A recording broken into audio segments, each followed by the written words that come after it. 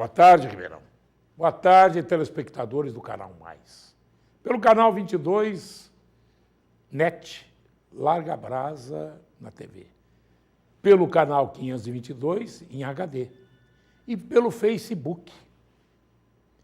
Eu quero dizer que hoje todo mundo comenta sobre os fatos decorrentes de ações contra a corrupção, o posicionamento da justiça, esse tem um lado bom, outro lado considerado ruim, enfim, existem vários tipos de julgamentos e vários tipos de condenações. Então, nós precisamos esclarecer isso.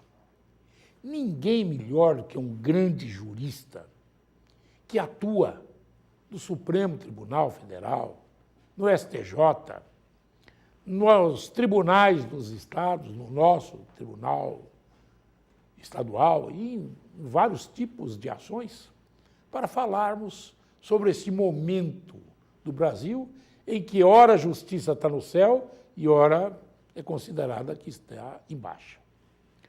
Existem os deuses e existem os que não são tão deuses assim, pelo menos na consideração da população, que vive para julgar através daquilo que lhe chega.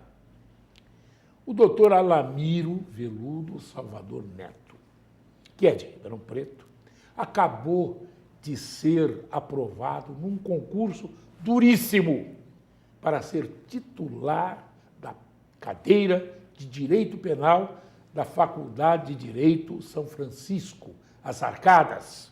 Hoje ele é o titular da cadeira do Direito Penal.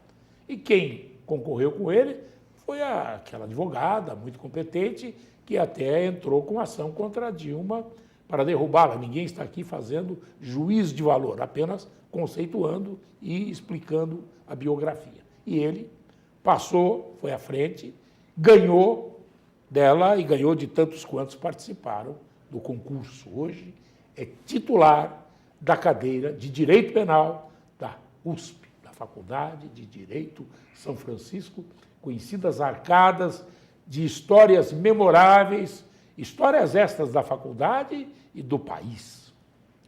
Boa tarde, doutor Alamiro. Boa tarde, Morandini. Prazer tê-lo aqui novamente. E eu que agradeço o seu convite. Eu já tive a oportunidade de estar aqui no seu programa algumas vezes e é sempre uma satisfação enorme esse nosso papo, esse nosso diálogo. O senhor aqui agora está com uma causa, o senhor é patrono de uma causa, por exemplo, para conceituar a ação e dimensionar da empresa Atmosfera, que foi colocada no olho do furacão nessa história da Sevandija. O senhor continua fazendo as proposições em nome da firma, em nome daqueles envolvidos? Na realidade, Morandini, quando houve a deflagração da Operação Sevandija, um dos núcleos, porque são, na realidade, três processos distintos, mas um dos núcleos que envolve a empresa pública local, a Coderp, envolveu a empresa Atmosfera e o seu proprietário, Marcelo Plastino. Com o falecimento, infelizmente, do Marcelo Plastino, nós continuamos advogando no processo, mas para os ex-funcionários da Atmosfera. Que seria a mulher dele, a noiva dele? A noiva dele, a Alexandra, e também o Paulo, que era o responsável ali pela gestão da empresa. Bem, doutor, é claro que existem pormenores, existem segredos mais éticos do que segredos propriamente ditos, mas há muito ainda a se falar sobre isso, falou-se muito e provou-se pouco, ou há ainda alguns pontos obscuros que o senhor vai tentar aclarear agora no decorrer deste momento, pós-sentença talvez? Não, eu acredito que no caso da Atmosfera Sim. e da colaboração premiada que foi feita, e isso veio a público, já foi inclusive divulgado por toda a imprensa de Ribeirão Preto, aquilo que competia aos colaboradores que eu represento, eles fizeram delação apresentarem, colaboração eles apresentaram. Né? Apresentaram no bojo desse procedimento, que envolve diversos acusados, muitos deles ex-vereadores, inclusive aqui em Ribeirão.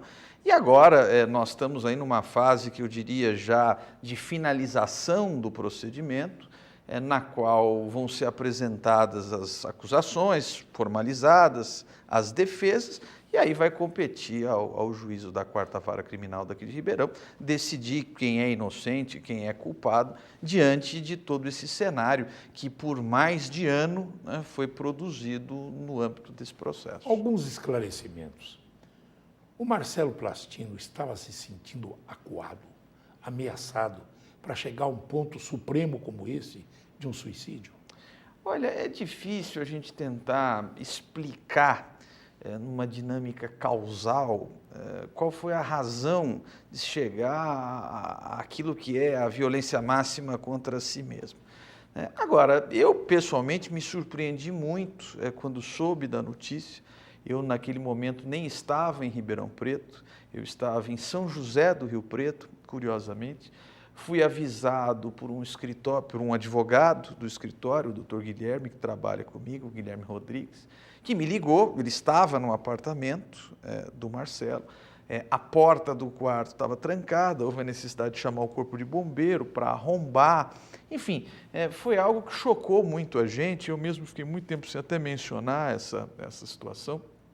Mas eu não diria... É muito triste, lamentável, chocante. É muito triste, até a gente pega naturalmente uma amizade com as pessoas. Não, e a formação dele, pelos pais que ele teve, o pai médico, o doutor Vinícius, a mãe que tinha assim uma educação finíssima e de uma retidão incrível. E é claro, Morandini, que a relação entre o seu advogado e o cliente é uma relação, sem dúvida alguma, profissional.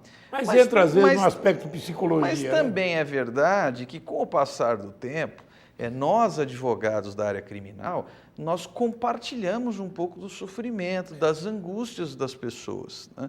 Então, por mais objetivo que se busque ser, sempre, de alguma forma, nós somos contaminados pela dinâmica do processo.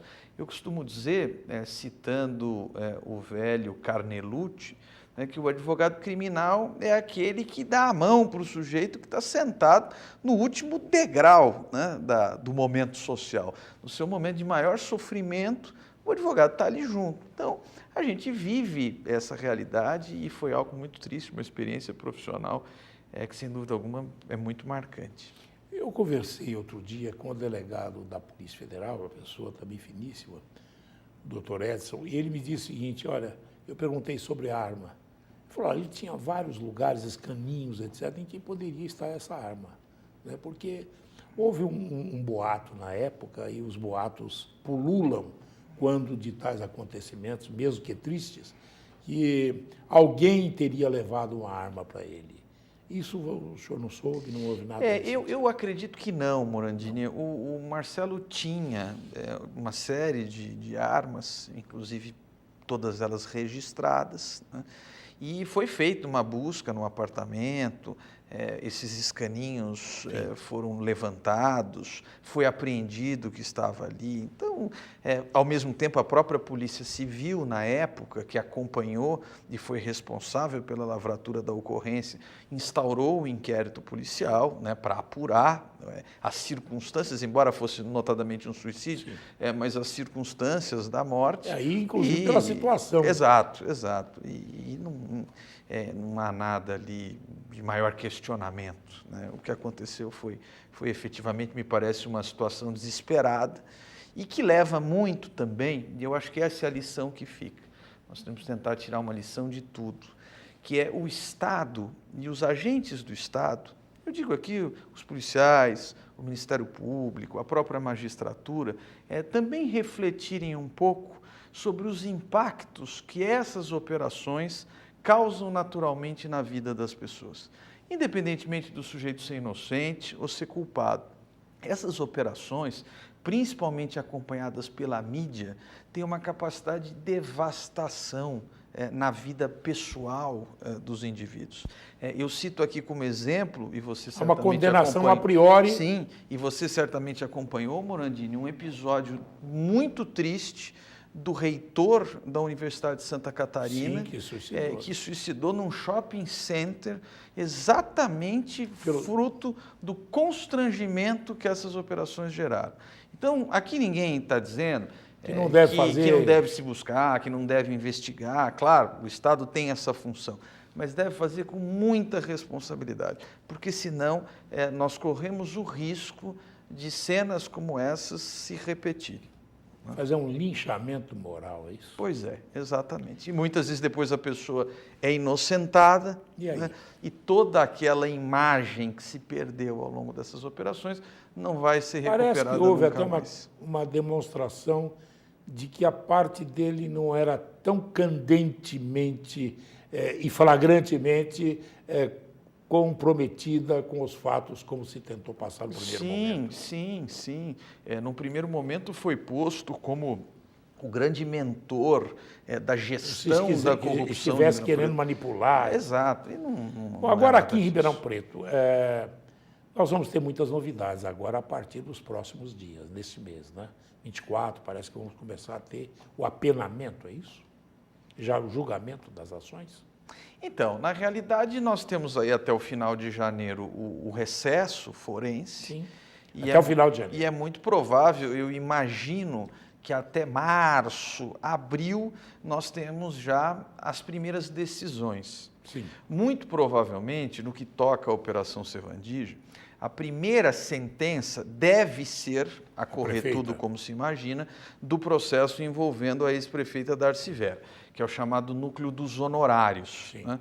Eu digo a isso... A história da Zueli. Isso, exatamente. Eu digo isso... O senhor tem acompanhado tudo, né? Tenho. Porque para poder ver até onde vai. Claro. Eu digo isso por quê? Porque esse núcleo já foi encerrada a colheita de elementos, portanto, a oitiva das testemunhas e o interrogatório, aquilo que nós chamamos de instrução, né? E, portanto, o processo já vai para a sua fase final. Então, eu imagino que o núcleo dos honorários seja a primeira decisão.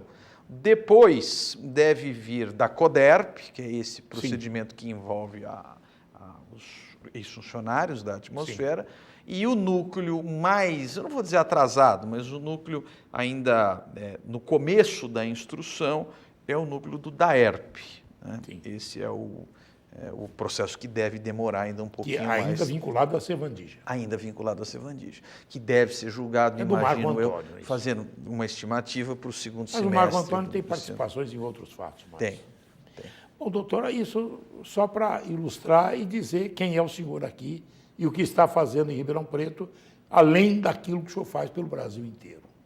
O seu escritório é famosíssimo. E tem um escritório em Ribeirão Preto também. Temos já há 4 anos. Eu quero perguntar o seguinte, hoje a justiça está naquela de sol e lua. A hora está clara, sendo aplaudida, a hora está escura, e aí o pessoal rumina com medo de aparecer, mas não aprova. Então, por exemplo, julgamentos do Supremo Tribunal Federal. O senhor acompanha muito, aliás, um dia o senhor chega lá. Tenho certeza absoluta, pelo seu conhecimento, pelo seu cabedal, o senhor vai estar lá, no melhor momento. Mas eu tenho certeza absoluta, o que o senhor tem achado?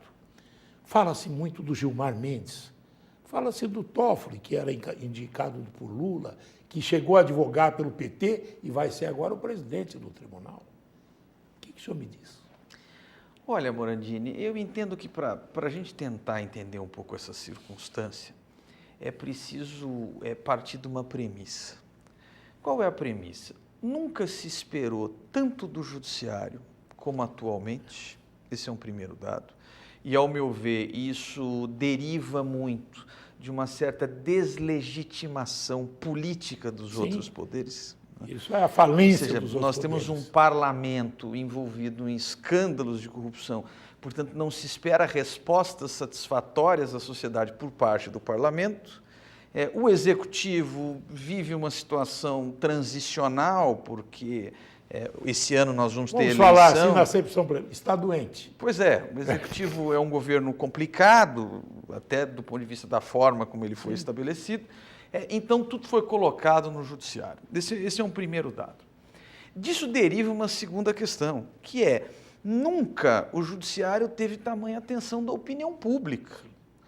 Hoje, pela primeira vez na vida, e certamente essa deve ser a sua impressão também, Morandini, a gente vê nome de ministro do Supremo na boca do povo.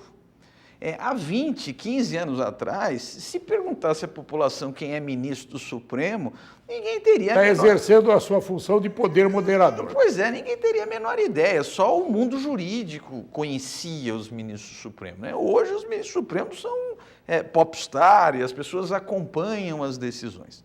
Então, isso é um primeiro cenário. O Supremo ele é responsável por dar determinados tipos de respostas e aplacar determinados anseios, que nunca foi o papel do Judiciário. Disso deriva um problema que me parece muito grande, que é a dificuldade que muitas vezes o Supremo Tribunal Federal tem de garantir ou de se assegurar numa sobriedade jurídica e tomar, por outro lado, determinadas decisões que satisfaçam a opinião pública, embora sejam juridicamente muito questionáveis. Esse é um problema. Ou seja, em que medida a população ou a opinião pública, quando pressiona o Supremo responde na chave da estrita aplicação do direito, ou ele responde politizando um pouco as suas decisões. Hoje tem mais politização. Isso me parece que sim. Eu dou um exemplo que nós conversávamos aqui até antes do programa. Essa decisão da ministra Carmen Lúcia, que suspendeu a aplicação do decreto de indulto de 24 de dezembro de 2017, do presidente Michel Temer, é uma decisão juridicamente muito complicada. Eu nunca vi isso. Porque é evidente que eu posso achar, digamos assim, e aí qualquer cidadão brasileiro tem o direito, que o decreto é mais ou menos permissivo, que o decreto é bom ou ruim, que o decreto incentiva ou não a criminalidade. Eu posso fazer uma crítica no mérito da decisão. O senhor conhece bem o assunto, pois porque o senhor foi... Eu estive lá, na condição de presidente do Conselho Nacional. De prisões, né? Isso, o Conselho Nacional de Política Criminal e Penitenciária, que é o responsável pela elaboração da minuta do decreto. Sim, o senhor foi. Eu fazia o decreto na época da ex-presidente Dilma Rousseff. Agora, o presidente Michel Temer resolveu decretar, por digamos assim, própria, um indulto mais flexível, um indulto mais aberto. Isso é uma opção política e ele tem constitucionalmente esse direito. Porque é o presidente. Por mais que nós questionemos. Agora, não é possível que o Judiciário, por discordar do conteúdo do indulto, estabeleça limitações que a Constituição não estabelece. E ele aí tem que ser pelo pleno. Pois eu dou apenas um exemplo para que o nosso telespectador entenda. O presidente da República não pode indultar crime hediondo. Sim. Então, imaginando que o presidente Temer indultasse crime hediondo, poderia o Supremo suspender. Não há dúvida nenhuma, porque eu tenho uma afronta à literalidade constitucional. Mas o que aconteceu não foi isso. Houve uma discordância do conteúdo do indulto. E aí o Judiciário, pelo menos ao meu ver, se arvorou sobre uma prerrogativa que é exclusiva do presidente da República, por determinação constitucional. E dentro desse tema, e o Fachin determinando a cassação de um mandato de um parlamentar? Pois esse é outro problema. Esse é outro problema. Parece que caminha paralelamente. Eu concordo plenamente com você. Por mais que a solução possa não parecer adequada, a solução de que o parlamentar só pode ser cassado pela casa parlamentar da qual ele pertence, isso não significa que o Supremo possa passar por cima da literalidade da Constituição. Há uma colocação que me parece muito interessante que diz o seguinte: o Supremo está ali para julgar em cima da Constituição que se tem, e não da Constituição que se quer. Até porque uma eventual Constituição que se queira, quem tem que decidir sobre ela é o Poder Legislativo numa Assembleia Constituinte. E para tal foram votados. Pois exatamente. Agora, hoje, colocam a demonização do Gilmar Mendes. porque ele soltou o Cabral, soltou a turma do Barato, a família Barata lá do Rio de Janeiro, e não sei o que e tal, dos ônibus, etc, etc. E aí fazem, porque a mulher trabalha no escritório de não sei quem, faz uma série de lações e coligações. Eu pergunto, as decisões do Gilmar Mendes são lastreadas em aspectos jurídicos consistentes? Ao meu ver, Morandini, as decisões do ministro Gilmar Mendes, pelo menos essas últimas, que foram responsáveis pela soltura de alguns personagens políticos até conhecidos, estão absolutamente dentro da legalidade. Da legalidade. São decisões corretíssimas. Até porque estas pessoas que foram soltas porque estavam presas em razão de prisões processuais. Não eram condenações definitivas. Aí que é o problema. Nós estávamos conversando aqui em Ribeirão Preto. Tem muita gente presa sem culpa formada. Pois é. Agora, me parece o seguinte, e aí é importante que a população entenda isso. Existem alguns setores, principalmente vinculados a órgãos repressivos, e falo aqui, por exemplo, a força-tarefa da Operação Lava Jato, sediada lá no Paraná, que resolveu fazer uma campanha de demonização do ministro. Se utilizam da imprensa, inclusive, como forma de amparo. Porque me parece que tudo nesse país, que seja uma decisão que não atende os interesses dos acusadores, corretos ou incorretos esses interesses, já sai-se para a mídia, bradando aos sete cantos de que a Operação Lava Jato está em risco, que se postula impunidade. E outra coisa, ninguém explica os vazamentos, né, doutor? Pois os vazamentos. Pois é. Esse é um problema de praticamente todas as operações, né? Porque é importante dizer que a Lava Jato, embora seja a mais conhecida das operações, ela gerou um efeito mimético no Brasil todo. Se nós mencionarmos só o estado de São Paulo, Ribeirão Preto, Bragança Paulista, Atibaia, Campinas, em Campinas, em Itapecerica da Serra, nós tivemos situações não idênticas, mas com o mesmo modus operandi, ou seja, decretação de prisões, busca e apreensão, etc. E os vazamentos são constantes em todas essas operações. Mas disse esse é um que problema grave. A justificativa é que, se deixasse como estava, não conseguiriam os membros do Lava Jato atingir seus objetivos de punir e combater a corrupção. Pois é, o grande problema é quais são os limites que o Estado tem na utilização da sua força. Esse é o grande debate existencial do sistema criminal. Eu costumo dizer o seguinte, toda e qualquer comunidade oscila ou tensiona dois valores diversos, que é o valor da liberdade e o valor da segurança. O valor da liberdade significa eu ponho anteparos à força do Estado porque tenho que garantir a liberdade do indivíduo. A segurança significa eu dou força ao Estado para que ele garanta a minha integridade. Agora, o grito... Olha, o senhor está falando como professor de direito penal? Né? Pois é, mas quando eu brado demais por segurança, ou em outra chave, combate à corrupção, eu estou diminuindo liberdades. Eu estou flexibilizando garantias. Então eu lhe pergunto... Isso é muito perigoso. Dentro deste foco, esse pessoal todo, que dentro desta situação foi colocado na prisão.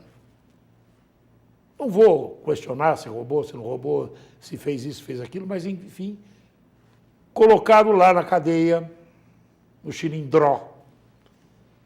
Foi provado, ao depois, que ele não tinha nada. Como é que ele vai fazer para se explicar lá em casa e para se ressarcir moral e pecuniariamente dessa situação? Cara, é muito difícil. Eu diria que há meios.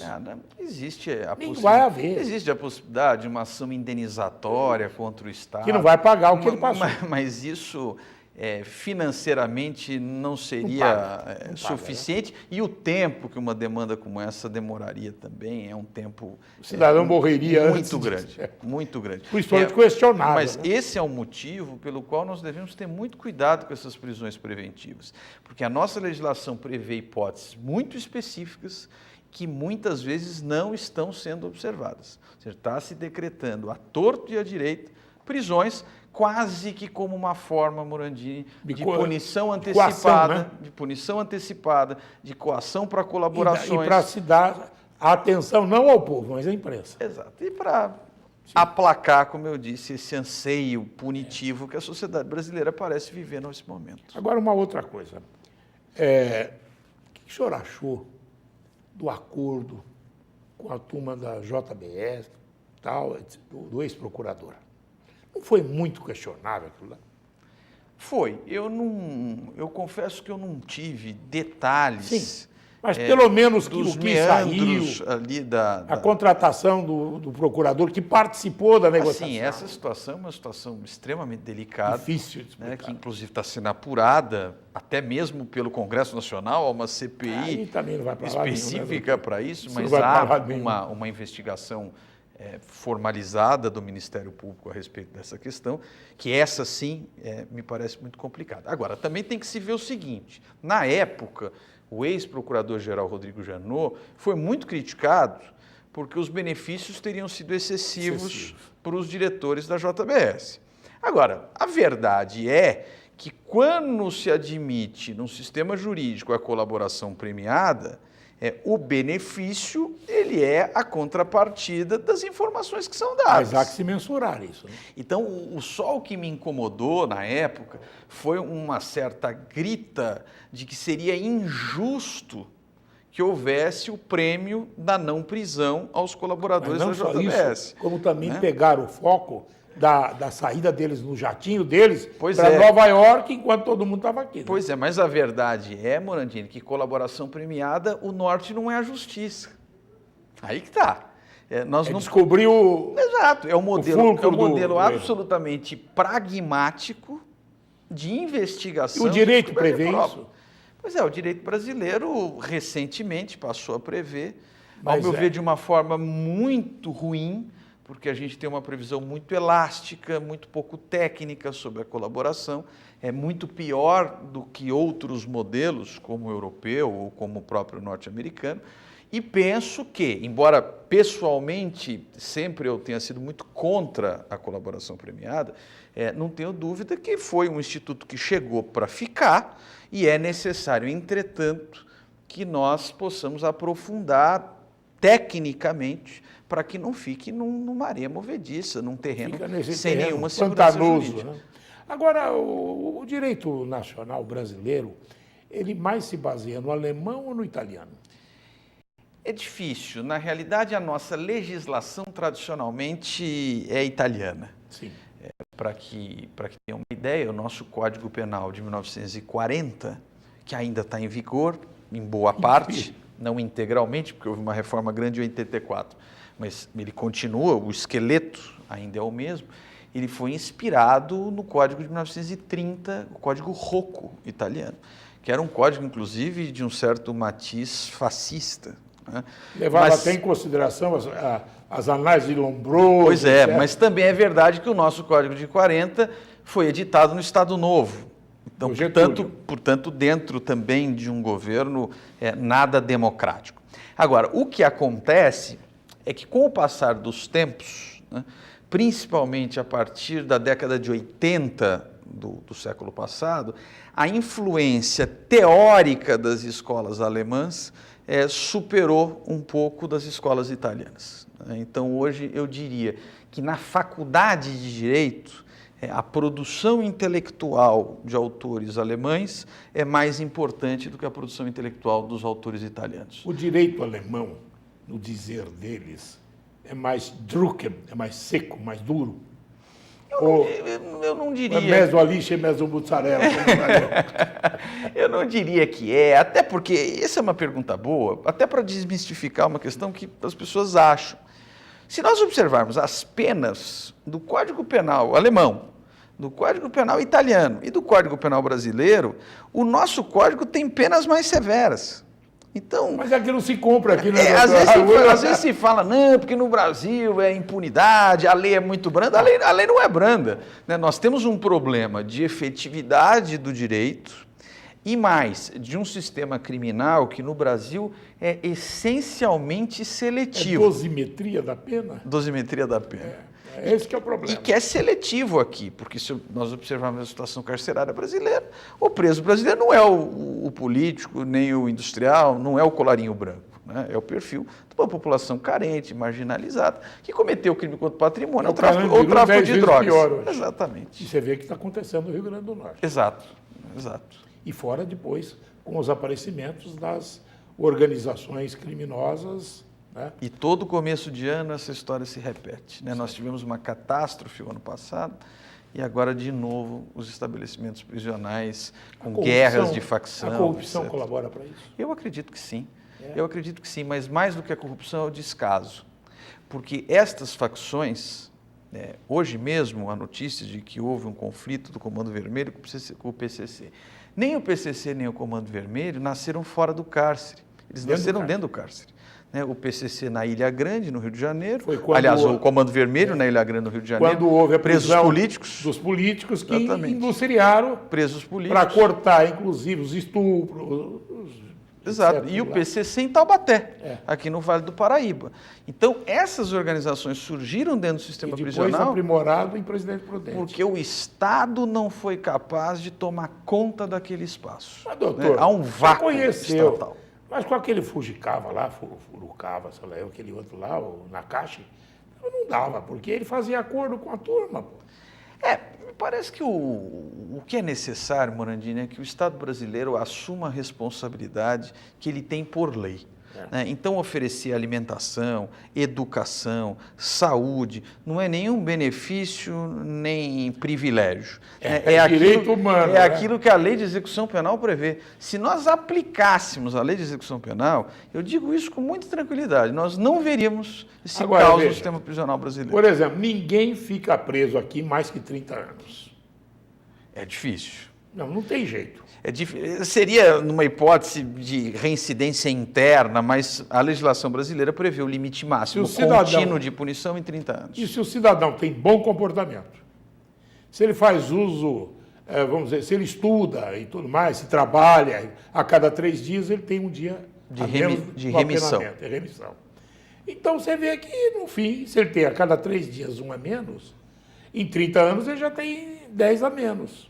Mas 10 anos é muito, não é? Eu fico imaginando, uma pessoa que entre no sistema, e hoje a maioria das pessoas que entram no sistema são jovens, com 20, 25, esses são os mais 25 anos. Que sofrem mais.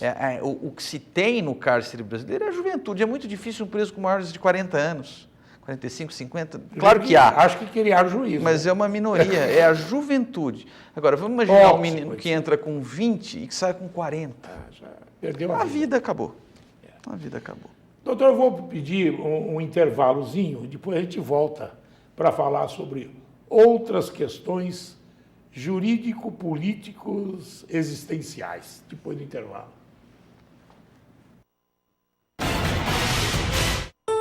A Prefeitura Municipal criou o Fique em Dia Ribeirão.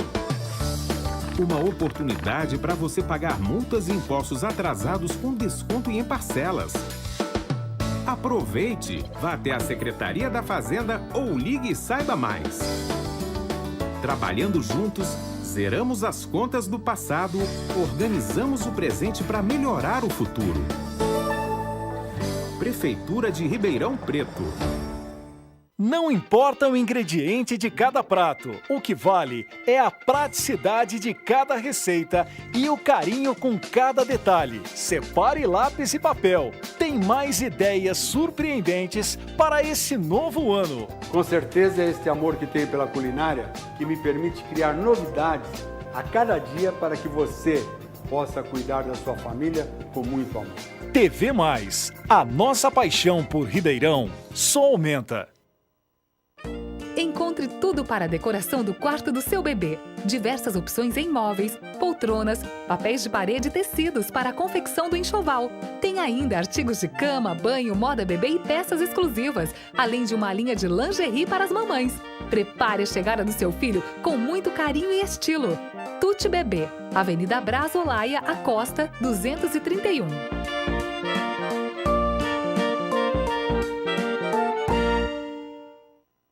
É muito importante proteger a sua marca.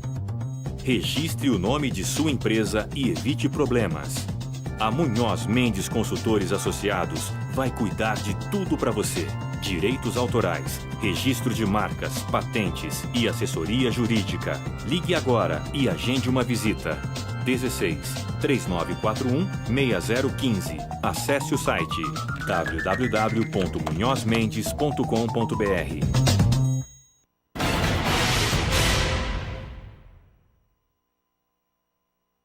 Voltamos a apresentar Larga Brasa na TV, uma entrevista com alguém que conhece o direito, milita como advogado e é o titular da cadeira de Direito Penal das Arcadas, da Faculdade de Direito de São Francisco, da USP, doutor Alamiro Veludo Salvador Neto. Doutor Alamiro, questão da advocacia.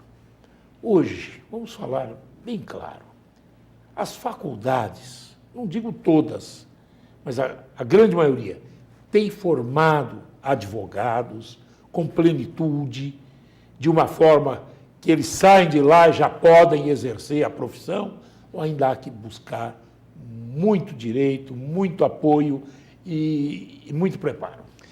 Olha, Morandini, a situação... O senhor como professor. A situação da formação jurídica brasileira, que é o que eu posso dizer com um pouco mais de profundidade, ela é muito difícil. E ela é difícil fundamentalmente por duas razões. Primeiro, por uma deficiência técnica. Existem boas faculdades, é verdade, mas existem péssimas faculdades. Né? Faculdades que simplesmente cobram a mensalidade, dão ali aulas mínimas necessárias e entregam o diploma no final do curso.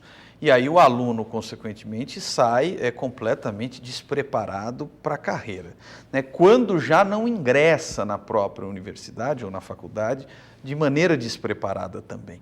Porque e depois fica barrado no exame da OAB. Porque o direito, ele demanda uma capacidade compreensiva, uma capacidade argumentativa. Portanto, o direito está estritamente vinculado às ciências sociais, à própria língua portuguesa. Portanto, essa formação que o sujeito traz dos anos anteriores de escola, você não faz do dia para a noite? É uma formação fundamental. E o exemplo dessa deficiência, você já tocou aqui, muito bem posto, que é o próprio exame de ordem, né? Que é um exame que aquela pessoa que pretende ser advogada é obrigada a prestar, e nós temos um número altíssimo, né, de reprovações.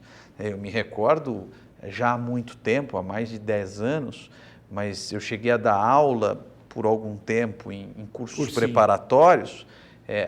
Alguns alunos via-se ali que não tinham a mínima condição e como é que de serem aprovados. Além disso, paralelamente, como é que se faz para apurar, vamos dizer, um número de juízes que hoje está se exigindo, que está precisando? Pois é, aí surge o segundo problema, que é esse.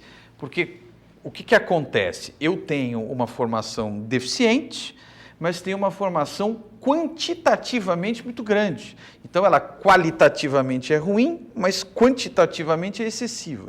Então, eu despejo uma quantidade anual de bacharéis em direito, né, num número astronômico, e que o mercado de trabalho não consegue, de certa forma, absorver. Né? Nem na advocacia, nem nos concursos públicos. Né? Então, os concursos públicos, aqueles mais pretendidos, né, a magistratura, o Ministério Público, federal, estadual, as próprias polícias, né, a Polícia Federal, a Polícia Civil, esses cargos acabam sendo ocupados, né, pelos melhores alunos. Né? Mas o número de cargos oferecidos nessas instituições, né, é muito pequeno, né, perto do número de bacharéis que nós estamos formando. E a advocacia é uma profissão duríssima. A advocacia é uma profissão competitiva, uma profissão cheia de gente, né? Então, em todas as áreas, né? Algumas um pouco mais, outras um pouco menos, mas há uma disputa no mercado da advocacia que hoje, por um recém-formado ingressar de peito aberto, né, sendo uma espécie de self-made man, né, é extremamente difícil, extremamente difícil. Ele vai ter que procurar ali um escritório já consolidado ou um profissional que já está no mercado, porque simplesmente abrir o seu escritório, coisa que alguns anos atrás era possível, eu mesmo fiz isso em 2002. Né? Mas você tinha quantos anos? Eu tinha 22, 23 anos na época. E já foi advogado? Eu saí da faculdade de Direito e aluguei um conjunto do lado do Largo São Francisco, ali na rua Senador Feijó, número 161. Eu não estou lá já há algum tempo. E ali, junto com mais 3 amigos, nós, com a cara e a coragem, abrimos um escritório e começamos a advogar. Né? Eu não sei se fosse hoje, né, se a minha conduta seria a mesma, eu confesso. Houve um tempo, antes do exame da OAB, em que algumas faculdades elas tinham um procedimento que preparava o jovem para exercer a profissão. Havia o coordenador de estágio, e normalmente era uma pessoa de alto gabarito, aqui era o Rubens Cione, claro, que dava as tarefas, acompanhava a execução e depois dava notas. Ao você sair da faculdade, você não precisaria fazer exame nenhum da ordem. Já recebia a carteira do OAB, com o aval dele. Assim, na verdade o exame de ordem, ele me parece, ele foi exatamente uma resposta que a OAB foi obrigada a dar em razão do número de profissionais, de bacharéis que se formavam e também a percepção pela própria Ordem dos Advogados de um decréscimo de formação desses mesmos bacharéis. Então, o exame de ordem vem como uma resposta a isso tudo. Agora, me parece, e aí o que eu vou dizer fica até um pouco, talvez, estranho, mas a finalidade da faculdade de Direito não é necessariamente formar advogados. Como não é formar juízes, como não é formar promotores.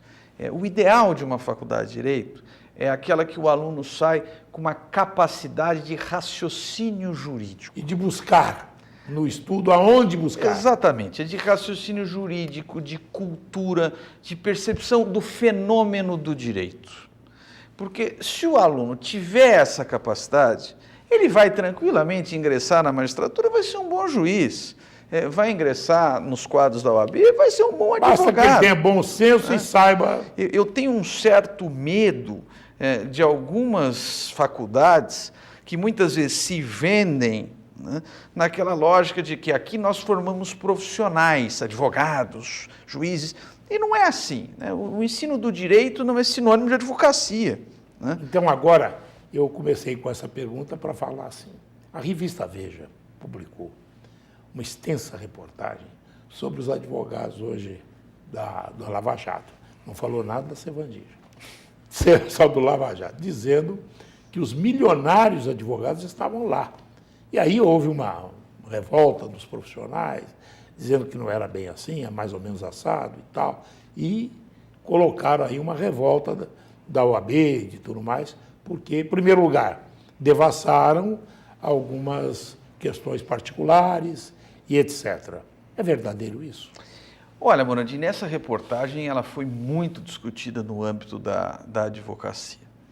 É verdade que alguns profissionais contribuíram com a reportagem. Sim. Né? Deram entrevistas e contaram coisas outros que pelo menos eles entenderam que era razoável contar. Talvez eu não tenha a mesma avaliação, mas enfim.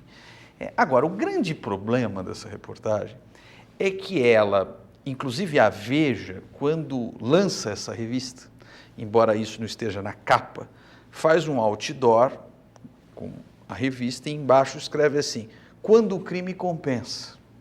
Esse foi o chamariz nas bancas para a venda da revista. Isso causa, na opinião pública, um sentimento que me parece muito pouco produtivo de enxergar sempre o advogado como um mercenário. Conluiado ou conluiado. Né? Ou o advogado faz parte do delito, ou ele é aquele responsável por ocultar o delito dos outros. Sendo que o papel da advocacia não é nem uma coisa nem outra.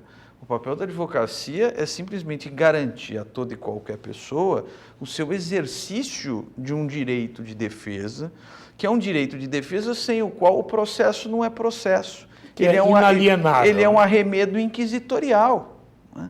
Às vezes é curioso, quando vai o cliente procurar e conta de uma acusação que reputa injusta, por mais de uma vez eu já ouvi pessoas me dizerem o seguinte: olha, Lamir, eu tinha uma imagem dos advogados e agora a minha imagem é completamente diferente.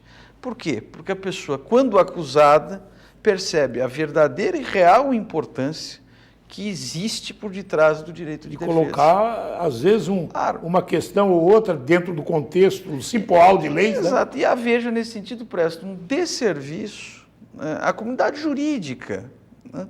Porque isso não é só a advocacia, isso afeta o judiciário como um todo. Agora, existe um outro problema, né? Você vê quantos presos estão presos com penas já caducadas ou então nem apenados foram, e que se tivesse um advogado, pelo menos o dativo, que é aquele gratuito, né, eles teriam condições de se defender facilmente e estariam fora de lá, inclusive pesando menos nas despesas com a questão carcerária. Eu não tenho dúvida, mas isso volta à nossa discussão de que ao preso o Estado deve ampará-lo com direitos mínimos. E um desses direitos é o direito de ser tecnicamente assistido pela Defensoria Pública. Não é. Ao longo da execução. Eu me recordo de várias inspeções, na época do Conselho Nacional, que nós percorrimos o Brasil inteiro avaliando presídio, encontrava gente que tinha cumprido a pena há 7 anos, há 8 anos, e havia sido simplesmente abandonado no sistema. Um sistema que ainda é, em alguns estados, por meio de fichinha, por meio de procedimentos físicos, por papeleta, algo que é completamente inadmissível. Nós não temos no Brasil, Morandim, só para você ter uma ideia, um banco de dados unificado do sistema prisional. Se eu perguntar hoje quantos presos nesse exato momento nós temos no Brasil, nenhuma pessoa tem esse número. Porque as secretarias responsáveis nos estados, já que é uma competência estadual a administração prisional, a competência da União é uma competência residual, elas não se comunicam e a União tem muita dificuldade de conseguir consolidar esses sistemas, dada a capilarização das unidades prisionais, das varas de execução. Eu fico imaginando, a gente tem no Brasil, por exemplo, um sistema bancário que é tecnológico, em que eu consigo unificar agências de bancos no Brasil inteiro. Será que uma tecnologia de informação como essa não poderia ser utilizada no sistema prisional? Interessa a política? Deveria interessar, né? Doutor, obrigado por essa verdadeira aula, certo? Jurídica, como o senhor professor o é, agora efetivo na cadeira de Direito Penal, e de todos os fatos que nós abordamos, o senhor não fugiu de nenhum deles, não escamoteou, certo? Eu quero agradecê-lo e cumprimentá-lo. Eu que agradeço, Morandini, recebo inclusive não só o meu abraço, mas também o abraço do meu pai, meu colega, Cid, da minha mãe. Você é uma pessoa muito querida da gente, e eu sempre tenho um enorme prazer de vir ao seu programa. Meu prazer é muito grande. E quantas vezes me chamar, quantas vezes eu estarei aqui. Muito obrigado. Eu que agradeço. Obrigado a você, telespectador. Até amanhã, ao vivo, Larga a Brasa na TV.